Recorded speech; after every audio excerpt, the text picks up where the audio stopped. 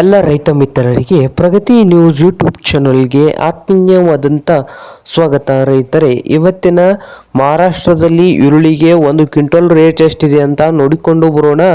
ಇನ್ನು ಯಾರು ಹೊಸದಾಗಿ ಪ್ರಗತಿ ನ್ಯೂಸ್ ಯೂಟ್ಯೂಬ್ ಚಾನಲ್ನ ನೋಡ್ತಾ ಇದ್ದರೆ ಸಬ್ಸ್ಕ್ರೈಬ್ ಕೂಡ ಆಗಿ. ರೈತರೇ, ಇವತ್ತಿನ ಈರುಳ್ಳಿಯ ಮಾರುಕಟ್ಟೆ ಬಂದು ಮಹಾರಾಷ್ಟ್ರದಲ್ಲಿ ಯಾವ ಮಾರುಕಟ್ಟೆ ಅಂದರೆ ಮಹಾರಾಷ್ಟ್ರದ ಪುಣೆ ಮಾರುಕಟ್ಟೆ, ಪಿಂಬ್ರಳ್ಳಿ ಡಿಸ್ಟಿಕ್ ಬಂದು ಪುಣೆ. ವೆರೈಟಿ ಬಂದು ಲೋಕಲ್ ಉಳ್ಳಾಗಡ್ಡಿಗೆ ರೇಟ್ ಎಷ್ಟಿದೆ ಅಂದರೆ ಮಿನಿಮಮ್ ಇಲ್ಲ ಅಂದರೂ 2100 ರೂಪಾಯಿ ಐತೆ ನೋಡ್ರಿ.